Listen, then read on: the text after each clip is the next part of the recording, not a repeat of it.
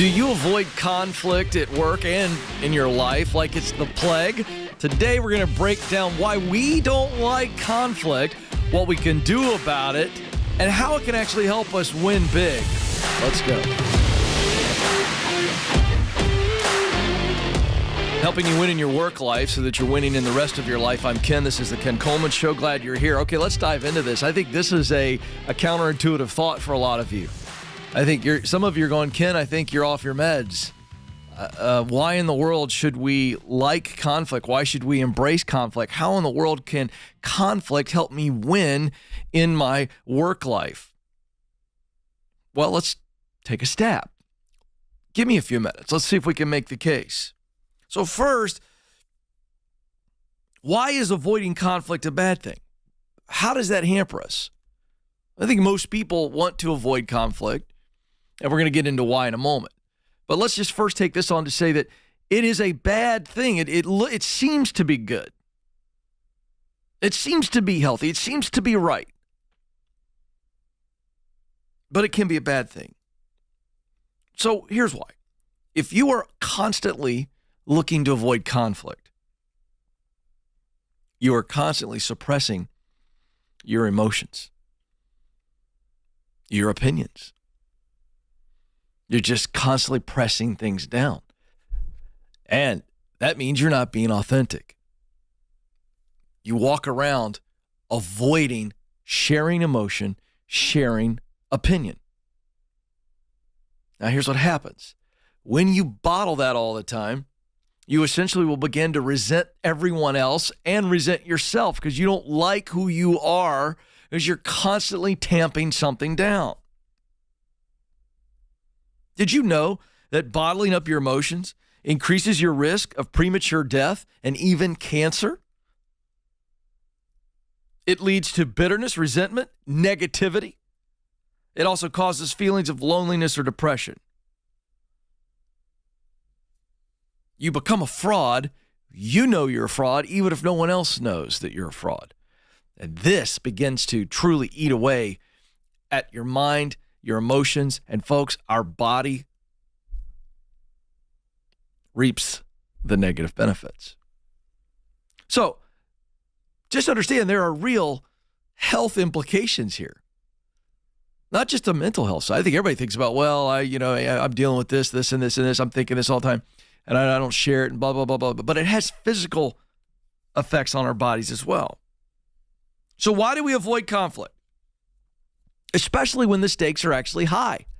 Now, let me be the first to say that I used to be a guy that would jump into conflict on anything, anytime, anywhere. But if the stakes are high, that causes us to want to invest our thoughts, our feelings, and dive in. If it doesn't matter 5 years from now, don't do it. That was one of the great lessons my mother-in-law shared with Stacy and I early in our marriage. She was talking about their relationship and said, we got to a point where we realized if this that we're arguing about isn't going to matter 5 years from now, let's stop. Let's get over it. This is nonsense. Now, that I agree with. But if the stakes are high and we still avoid conflict, why is it? Well, I think one is the fear of disappointing others. We want to be liked. We want to be loved. We want to be respected. And so we don't want to disappoint others. That's one key reason why we will avoid conflict. The second is a fear of being rejected. There's a lot of emotional pain here when we go, all right. I'll use pickleball as an analogy because I'm obsessed with pickleball. When we hit the ball across the net, we expect it to be hit back to us. And then I hit it back, you hit it back, you hit it back. And that's the emotional expectation of someone when they jump into conflict. I need to share my thought. That's hitting the ball over the net. You're going to share what you think, what your thought is. I'm going to share what I think about your thought. And hopefully we're going to go back and forth and we're going to make it right. And again, we enter in this because whether we enter it into with a healthy approach or an unhealthy approach, we care enough that we go, I'm in. I'm hitting the ball across the net, right? But there's nothing more unsettling for a human than to share your voice and it be completely ignored. I think the silent treatment is the most unsettling thing that you can face. Call me a name. Yell at me. Just don't ignore me. And when we're ignored, when people don't step into this place with us, it feels as a very personal rejection. It is just a complete, I am dismissing you. I am rejecting you. And that hurts deeply. And that's one reason why we don't want to jump into conflict. Another one is the fear of the uncomfortable. Can we just be honest? It's yucky. It's messy to jump into conflict. Even in a civil, we're talking, and all this, by the way, we're talking in the context of civil conflict, not yelling, not insulting, not, bullying. We're talking about, I disagree with you. Why did you say this? Or why'd you do this? Or this is how this made me feel. That is an uncomfortable, messy situation. And we don't like to be uncomfortable, we humans. We really like to be comfortable. And then the fourth reason is a fear of the unknown. And so this piles on top of all the others. If you take the fear of disappointing others, the fear of being rejected or dismissed, the fear of being uncomfortable, and then that's the sundae. And then what makes it all really awful is the cherry and the whipped cream here of the fear of the unknown. That's where the anxiety comes in. I don't know how this is going to turn out. And so I start to worry about it. And I start thinking, well, it could go this way, could go this way, could go this way. All of these being negative. And that's enough of a stressor, the ones we just talked about. Disappointing someone, being rejected, fear of the uncomfortable. So those are three negative outcomes. And then you realize, I don't know if it's going to be this one, or this one. And the fear of the unknown is what really cripples people. I believe that's where a lot of worry comes from, which creates feelings of anxiety. I don't know how it's going to go. It's terrifying, the unknown. When we drive a car into deep fog, or we drive into a torrential downpour and we can't see past the hood of the car, what do? We immediately stop. We pull over. Why? We can't see. It's terrifying. You ever been in a cave? Can't see a hand in front of your face? It's terrifying. Every step is terrifying. So I think the fear of the unknown is what keeps most of us from jumping into conflict. Stepping into it. Why? We love control. Now, here's the reality. No matter how you handle yourself, and we're going to talk about how to do it right coming up, but understand this. You cannot control how someone else handles conflict. You can only control how you handle conflict. And in the work world, conflict is unavoidable. Conflict with clients, customers, coworkers, your leader. Folks, conflict is unavoidable. And you've got to step into that to go, wait a second. For those of us who handle it well, we stand out. Not only do we stand out, we get better results. Now, you know this is true, but I just want to drive this home. If I said to you all that you must learn how to handle conflict in your family and relationship life, everybody go, absolutely. But if we talk about conflict at work, you go, whoa, whoa, whoa, whoa. I don't want that. Well, you know it's true in your family life. It's also true in your work life. Next, we're going to talk about how to manage conflict, how to make it work for you.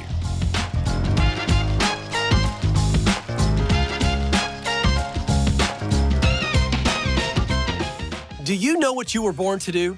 In order to get hired at a job you love, you need to get clear on your talent, passion, and mission. That's why our team created the Career Clarity Guide. In just a few minutes, this free tool will walk you through a process to discover what you do best, that's your talent, the work you love to do, that's your passion, and the results that matter to you, your mission. Then you'll feel more confident throughout the job search process. To get started, go to kencoleman.com/clarity.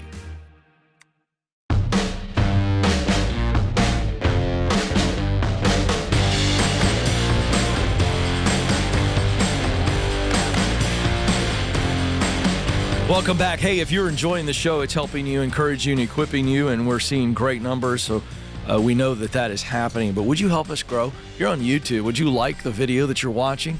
And subscribe to the channel, and then share with someone else that you think it might equip and encourage. And same thing on our multiple podcast platforms. For those of you listening there, would you follow us?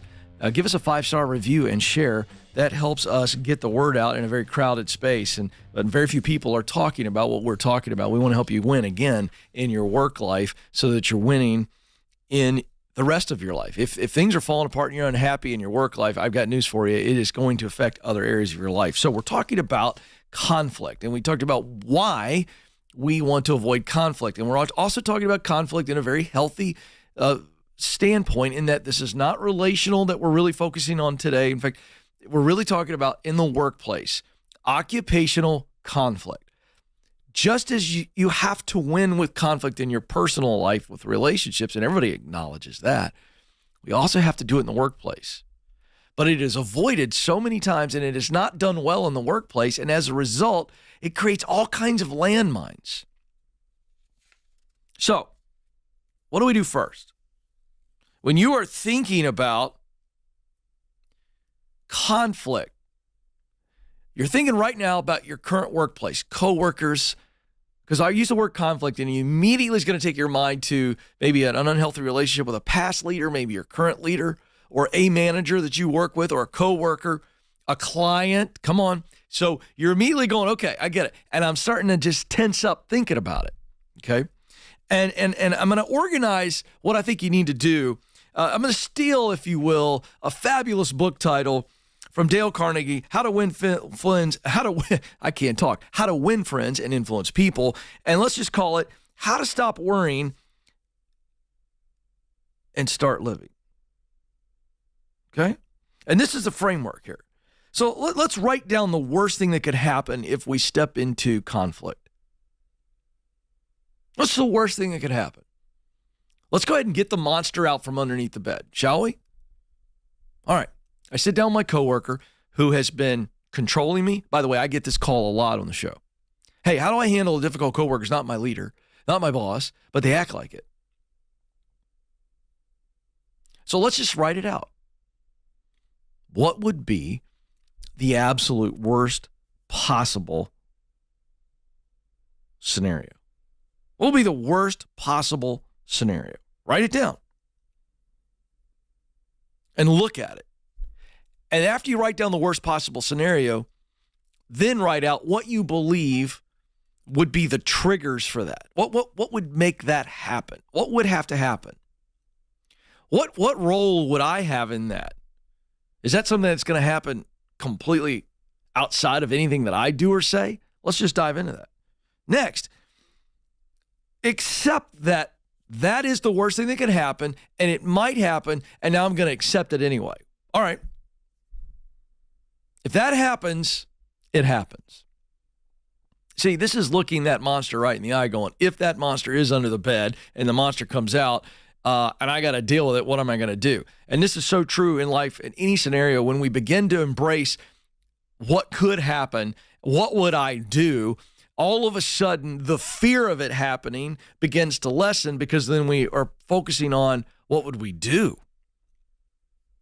We're not worried about it happening. We're now going, I got to deal with this, and this would be my action steps. So write it down. Will I lose my job? Will I get demoted? Would I become ostracized in the office or on the team? Write this stuff down. Lay it out there. Okay, if this does in fact happen, what are the chances of this happening? Write down what you would do to avoid this. What can you control? Remember, I said you cannot control what the other person does with conflict, but you can control what you do. So let's be proactive ahead of time. What would you do that you can control as you move into the conflict? These are things as simple as my body language, my face, my posture, being careful about some of the words I might say. Do I do the compliment sandwich? Then I drop in the constructive criticism and then a compliment. Think through this stuff. Because here's what happens. Watch.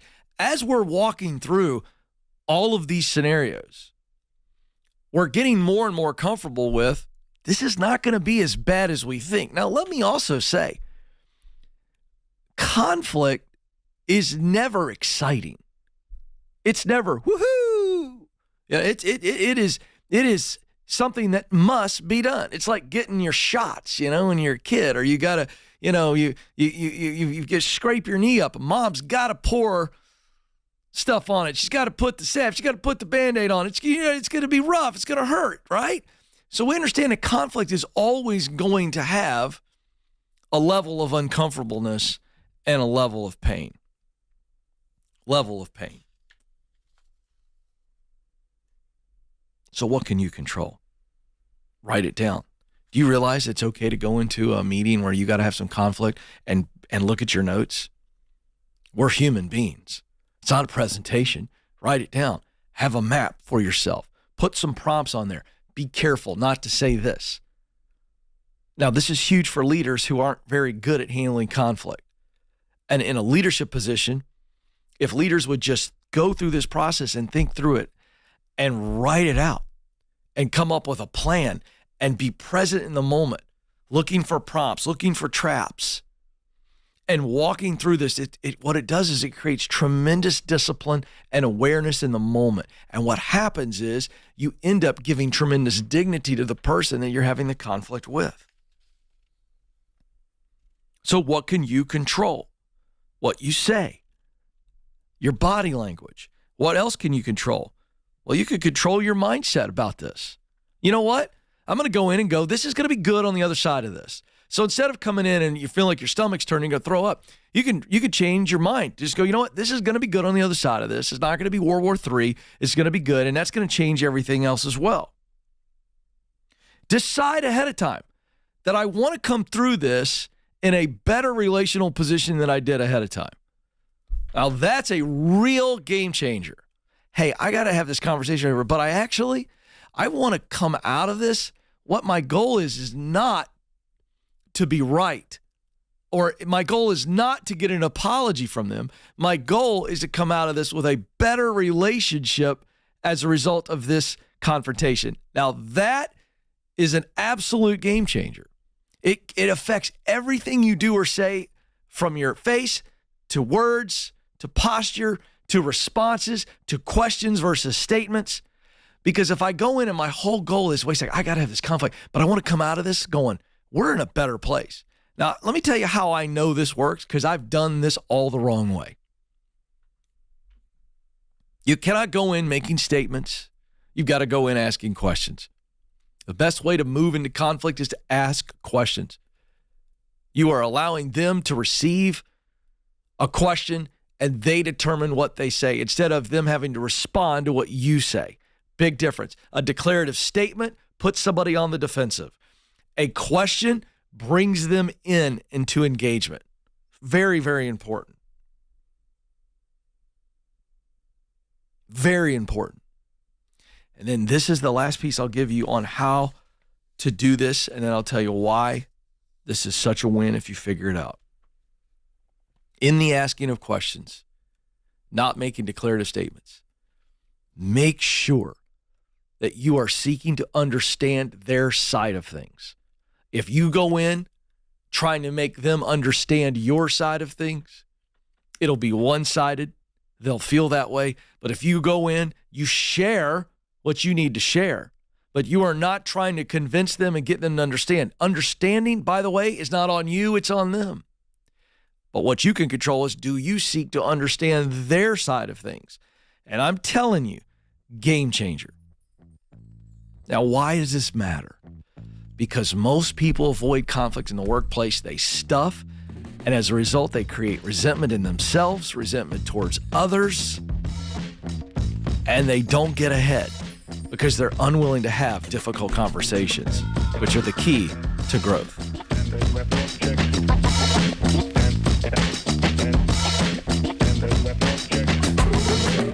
Are you wondering if you should leave your current job or stay put? You're not alone. That's why we created the Should I Quit My Job quiz. In just 5 minutes or less, this quiz will help you determine if you're at the right company and if you're in the right role. If you need to make a move, you'll even get practical next steps to keep you moving forward. Listen, stuck is a choice, and life is too short not to do what you were created to do. To take the quiz, go to kencoleman.com/quiz.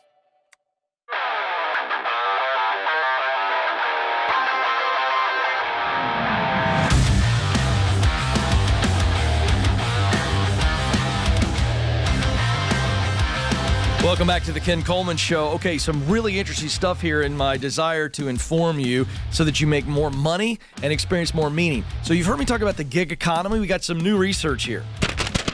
Finance Yahoo article, new gig economy research reveals trends shaping the future of work. And I would guess that a lot of you are doing this, but this is actually really informative stuff here. So new research done by PayQuicker, an innovative financial technology leader in the global payouts market. Now, the reason they did this research is, and I'm not going to spend a lot of time on this, but we will cover this briefly. Not only is the gig economy changing the way we work, but it's changing the way we get paid. And on-demand payment is the name of the game going forward. You know, the whole I get paid every 2 weeks or I get paid once a month and it's direct deposit and all that. This stuff, the gig economy is changing that. And so this is fascinating. So I want to break this down for you. They sampled 2,000 gig workers in the United States. And economists are estimating that the gig economy will create an economic impact to exceed $1 trillion in the U.S. And the number of gig workers is estimated to reach, this is staggering, 78 million Americans by the end of this year, 2023. All right, so now quick, what is the gig economy? Or what do we mean by gig work? So gig work is part-time work, and it's on-demand work, so it's everything. And I'm going to break down what the fields are so that you understand this completely. But gig work is I'm not full-time, I'm not a full-time employee, and I kind of do it as I please. I jump in when I want to, jump out when I want to. So the gig economy is much more than just what you think when you think of Uber or Lyft. And actually, the most popular gig reported is restaurant, grocery, and delivery services. So listen, the pandemic changed everything for people. You know, just like the iPhone changed everything, the pandemic changed everything when people were like, you got to be kidding me. I can call up, fill in the blank restaurant, and they can deliver food. Kelly, you'll appreciate this. I come home 2 nights ago, and my 14-year-old daughter, Josie, says to me, hey, Dad, what's for dinner? And I say, I don't know. I haven't talked to Mom yet. You know, we'll figure it out.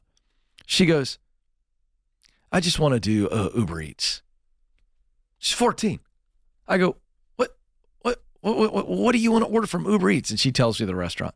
And I go, no. She goes, Dad, I have money. Babysitting. I said, I don't care. You're 14. Save your money. But she's like, I don't want to eat what you guys are going to. So I'm going to order Uber Eats. 14. So the pandemic changed everything. And so that's why the most popular gig job right now is food delivery, grocery delivery, or any other kind of delivery. Why? Because people go, you know what? I'll pay extra so I don't have to leave my house. Fascinating. That's 13% of American gig workers. That's the largest percentage of gig workers are in delivery. Okay. Ride sharing is only 8%. So Uber, Lyft, only 8%. Childcare or elder care services, 7%. And that's growing, by the way. In fact, my wife's grandmother, 93, lives with my in-laws, and they're nearby. And we went after a couple services, and we weren't happy with the service where they would sit with her for hours on end. So you know what we started doing? We just went and got a 21-year-old babysitter. And then Nana's fine. But she just needs somebody there in case she has some type of illness or she, just take care, make sure she's okay. This is the gig economy. So elderly care, not just child care. And then that's 7%. Then freelance graphic design, photography, and copy editing, they lumped all of those gigs into 4%. And so that's just, those are the biggest categories. Everything else is just very, very small. Now, the study also found that 60% of gig workforce workers are working multiple gigs, not just one, with 23% saying they work more than 3. So you could have somebody doing freelance design, graphic design during the day. They hop in the car and deliver stuff at night. what would you think is the most popular reason for why people are doing gig work? Is it they need more money? That's what I would have guessed. Inflation has been high. People want to make more money. We see credit card debt at an all-time high. People living paycheck to paycheck. That would have been my guess. It's not true. Individuals enter into these gigs for reasons other than money. 55% of the respondents working one gig reported they expected to make less than $300 a month. So that's not exciting. Only about 13% of gig workers surveyed reported that they make $1,000 or more in a month. Here's what they're saying. They partake in gig work to be intentional with their spare time, with 25% saying they enjoy the work or they use the time to explore different interests. Now, this is awesome. By the way, this is, again, more proof that we humans desire to work. We want to make a difference. We want to contribute. This idea of living the work-free life is not natural. It is not good for who you are. And this idea that retirement is, I just play shuffleboard all day long, I'm telling you something, that is going to quicken your trip to the grave. You should be working on some level, in some capacity, till the day you die. That's what I believe. By the way, science and medical reports back all that up. So gig work is driven by freedom, flexibility, and intentionality. So this is now translating how they want to be paid. When asked why they took on gig work, 46% reported the need for more money, but it's not just extra money. They want to be intentional with the money. Half of respondents reported they primarily use the money earned from their gig to pay household bills. 34% report they use the money to save, invest, or support a lifestyle. 83% of the gig workers who reported working one gig said it's somewhat important or very important that they're paid for their performance in a timely fashion. So how is that playing out? 1/3 of the gig workers surveyed said they were paid immediately upon finishing the gig. 2/3 are not. So when looking for gig work, more than half of these gig workers cite a compensation or payment-related reason for the most important characteristics. So they want to get paid frequently and they want to get paid quickly, on time, right? So pretty fascinating stuff. Now, when we go back to the data of 78 million people are estimated to be doing one or more gig-type jobs by the end of this year, this is going to change the way we work overall. I'm going to tell you where it's going to change and where it will affect you. What we're going to see is white-collar work will eventually join the ranks of this other stuff. We're already seeing a little creep here when we saw graphic design and photography.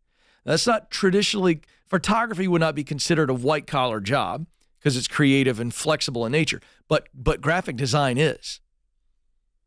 Watch for accounting, watch for technology, which, by the way, is already happening on a contract level. If you expand the gig economy to contract or freelance, then it's going to change dramatically.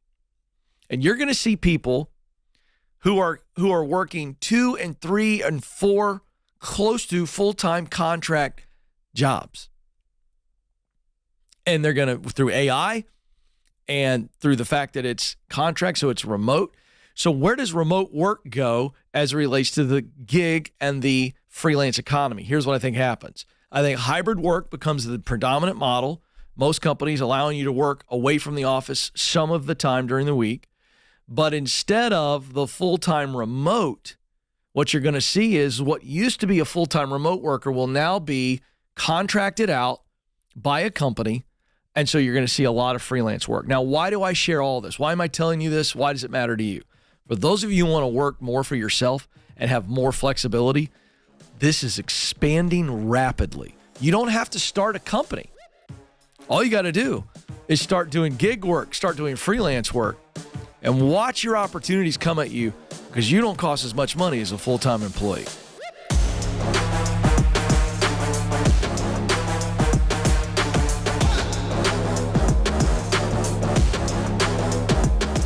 Did you know that recruiters take an average of 6 seconds to scan a resume? And that's if they ever see it in the first place.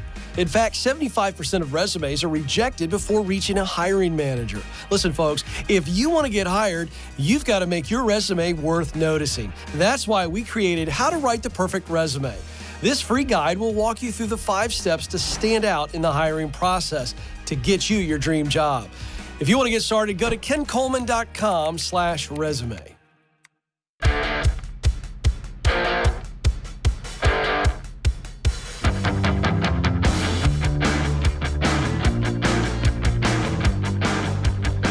I remember my father-in-law saying something to me. I was in my early 20s, and he was yet to be my father-in-law. I was dating Stacy. I was in my very early 20s, probably 22. I had just turned 22, and I remember we were sitting on his back porch one day, and he said to me about me and my soon-to-be brother-in-law who married Stacy's sister. He said, about the two of you, he said, we're just so blessed that you guys are going to, are going to be a part of the family. I was engaged to Stacy at this time, and we were just talking. He said, I tell you, both of you all the time, and remind you, you just keep your nose clean and just work hard, just show up and have a work ethic and just add value to people. You're going to outpace most people. And he's right. He was right. And that is still true. And especially in today's world where we have coddled kids, and I'm a part of that generation of parents. I've done it. You've done it. We've coddled kids, and we've told them that they get a trophy for showing up. And that's it. You don't have to win a soccer game. You just got to show up. You can lose 10-0. You still get a trophy. And so you think, well, I'm being an old man. Ken, you're being cranky. Well, here is a viral TikTok. The latest work snowflake. You're not prepared for this. Watch this, and I'll break it down next. Here we go. So I just got yelled at for asking a very reasonable question. So I'm applying to go somewhere, and I just wanted to know, are there accommodations for people who struggle with time blindness and being on time, And then the person I was with interrupted and acted like I was asking something else. And then when we were done, they actually started yelling at me and saying that accommodations for time blindness doesn't exist. And if you struggle with being on time, you'll never be able to get a job, provided you're trying your absolute best. And then they're like, your stupid generation wants to destroy the workplace. And yeah, I think that a culture where workers are just cut off because they struggle with being on time, when there's other solutions that we can look to, I think that just anybody who thinks it's okay to just treat people like that, yeah, that culture needs to be dismantled. And then I asked that person, how can you feel good about yourself upholding this kind of system? And then to think I'm entitled. No, if people think it's okay to treat others like this, that's entitlement. And there it is from the mouth of babes. Not wisdom, but complete and utter nonsense. Time blindness? Time blindness. Now, this is the result of creating phrases for everything. You know where it started? Imposter syndrome. Stupid stuff like that. Now, it's just doubt. Can we stop with all the phrases? You know what's happened? We've created a condition for everything. That's why people came up with the phrase imposter syndrome. You're not dealing with imposter syndrome. You're dealing with doubt that makes you a human being. Well, number one, you're not an imposter, and I promise you this, you don't have a syndrome. Now we've got time blindness this little snowflake has come up with. Now here's the entitlement and the craziness in this. She goes on TikTok, this thing is blown up. And let me tell you something. There are a lot of comments that are against this and just railing against this poor child. And I mean this with some empathy. She was not raised properly. She thinks that being late and tardy should be okay because she struggles with time blindness. That doesn't even make sense. You realize you break that down. Okay, I'm a little bit late a lot because I'm blind to time. That means you'd never show up anywhere. That means you'd literally stay in one location. So first of all, that makes no sense. Secondly, the sheer arrogance that people have developed to say, I have a weakness here. You need to accept my weakness unilaterally. This young girl is saying, I have a hard time coming to work on time, and I think instead of you holding me accountable and responsible for it, you need to understand me, and we need to come up with some other solutions. Notice she didn't offer what the solution would be. I would have loved to interview her and say, what is the other solution between them holding you accountable? What's the solution? Well, I'm curious. There is no solution. And this is what is going on when we treat our kids in a way that protects them from feeling bad. It creates this kind of nonsense. See, we, as parents, have too long been focused on helping our kids to feel good instead of teaching them how to do good. I got news for you. You teach a person how to do good, it feels really freaking fantastic. But when you teach a kid how to feel good all the time, you end up with this kind of crap. I struggle with being on time. It's time blindness, and I need you to give me special accommodations. Take your accommodations and shovel.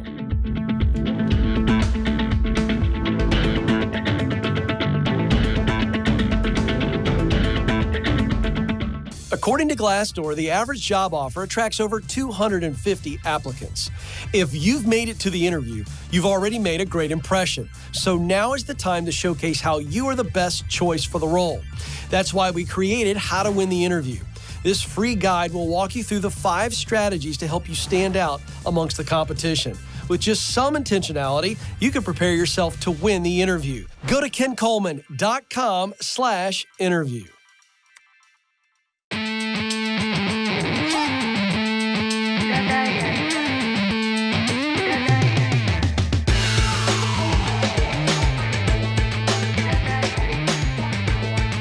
Welcome back to the Ken Coleman Show. It's time for a coaching session. Let's go to Rachel, who joins us now in Kansas City, Missouri. Rachel, you are on the Ken Coleman Show. How can I help?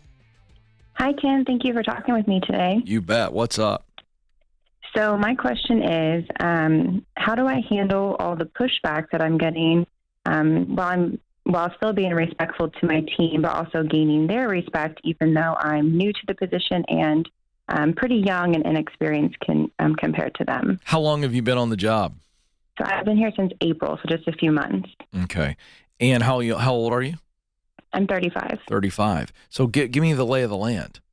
Are you the youngest on this team? I am. I'm the youngest on the team. Everybody else has been here for at least 10 years, and some of them even greater than 20 years. So they've been around for a long time, and they know a lot. I'm not discounting that at all. I'm brand new. But it seems like every time I try to do anything leadership related, they give me a lot of pushback, and they're very hesitant to listen to anything that I have to say. And how many people are you leading? So it's a team of 13 total. There's a regional manager that's over me, and then I'm the team lead, and then there's 11 associates. Okay. And you're feeling this, and has it been this way from day one? I mean, just out of the gate, every time you actually just tried to step in and do your role, or is it more related to change? I'm just curious if it's like holistic, or if it's, like anything you say they're pushing back, or is it more when you try to make change happen? I guess it's more about change. They're not a lot of big changes. So one recent example was one of the associates thought that a certain process was supposed to happen a certain way. And from what I learned in training, that was not correct. So I went to the regional manager and said, hey, just to verify, how are we supposed to be doing this and this? And then she told me. So I shared that with the other associate who, felt like she was right. And she started calling around to all the other associates saying, when did this change? And she was complaining a lot and got really angry with me about it. Yeah. Okay. So what did you do after that? I just talked with her, and I just told her, hey, I'm just trying to get everybody on the same page. I'm not trying to step on anybody's toes. I know you guys know a lot more than me. I'm trying to be very teachable. I just want to make sure that we're all doing this the same way. And how'd she receive that? It seemed like she received it okay, but afterward, all day long, she kept calling and complaining to everybody about it. So I think she was being pretty fake to me. Okay, so that has to stop. How long ago was this? This was just 2 weeks ago. It's got to stop. Did you address it after that? I addressed it with my boss, and she pretty much told me that, change is hard for these older associates, and we kind of got to give them some grace and some time to get on board. I agree. But you also need to meet back with that lady again and go, hey, I've been sitting on this because I didn't want to be reactionary. This happened 2 weeks ago, and I'm coming back after I've put a lot of water under the bridge, and I'm coming to you, and I'm going to give you grace, and I'm going to give you some time, but to get comfortable with change, to get comfortable with me, I understand that. But what cannot happen ever again is after I've met with you and you and I've had we've had a private meeting, going behind my back and talking to the other associates and griping about this can't happen again.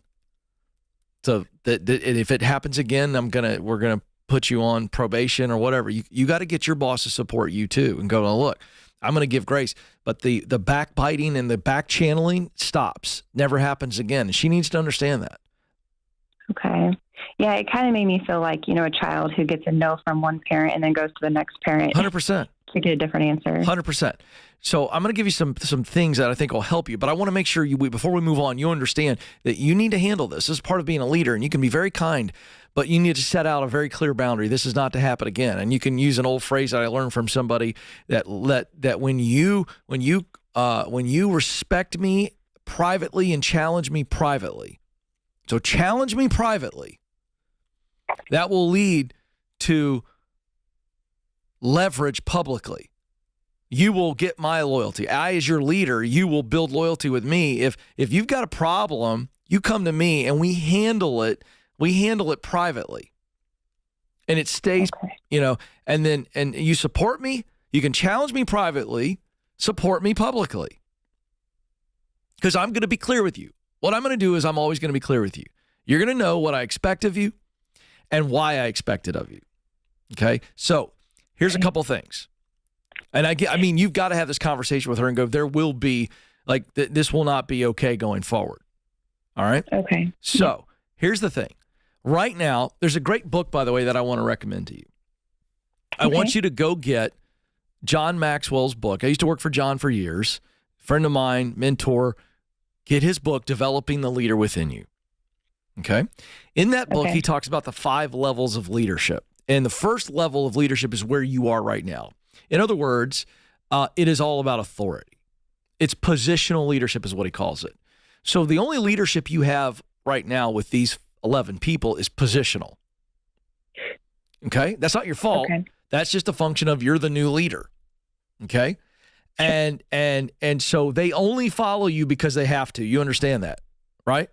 Yes, very much. Okay. So we want to get to a point where, and then I can also borrow some more content from John Maxwell. In his book, 21 Laws of Leadership, he's got a law called the law of the buy-in.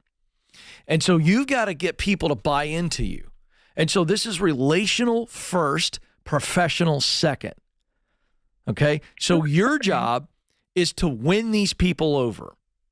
And I don't mean in an unhealthy way. It means they need to know that you care about them, that you care about their opinion, that you want their insight, you want their input. And they need to know, you need to win them over personally. And then if you can't do that, those people are eventually going to have to go.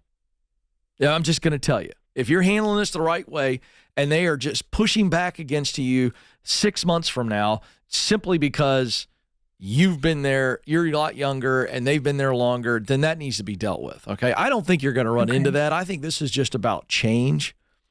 But I do want you to know that your job as the leader is to get them to trust you. And the way you get them to trust you is by them seeing that you care about them. Ask them personal questions. How you doing? Get to know what's going on in their life. You need to know a good bit about all 11 of them. Only, not from research, but from asking them questions and getting to know them. And then constantly ask them beyond how are you doing in your personal life, ask them constantly. These are weekly meetings with all 11, by the way. How are you doing personally? And then how can I help you win in your role? It's my job to give you the tools that you need to win. Now, they may not answer that right away. They may give you surface answers on both, but you keep asking, eventually they'll give you answers because they will eventually trust you on the second question as a result of them seeing that you care about the answers to the first question. How are you doing personally? Does that make sense? Yeah, I like that a lot. I wrote both of those things down. Okay, perfect. Now I'm going to give you one other little tip, and I'm going to give you another book to read. So you got 2 books to read. The second book I want you to read is Visioneering by Andy Stanley. Fabulous book. Okay. And in that book, he gives a 3-part process for casting vision. And this is important for you as a leader, because what you think is, well, I'm just promoting some change that we need to make. It's not a big change, but it's change. It's not just change to them. They can't see why they would have to do something different. So you got to cast vision for the change, not just this is the change. We got to go.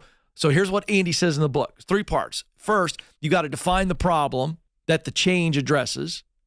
You got to reveal the solution to the problem.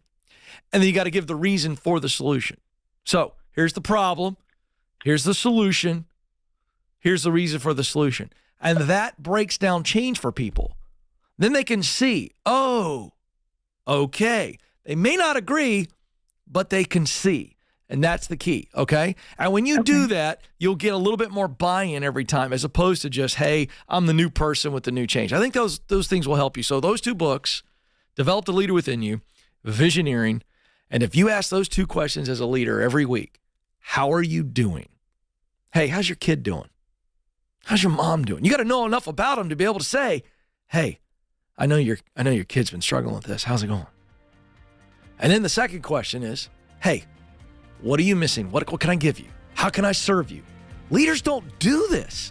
If you do it, it's a game changer. People will follow you to the gates of hell. This is the Ken Coleman Show. Press on. Thanks for listening to the Ken Coleman Show. For more, you can find the show on demand wherever you listen to podcasts and watch the show on YouTube. You can also find Ken across all social media by following @Ken Coleman.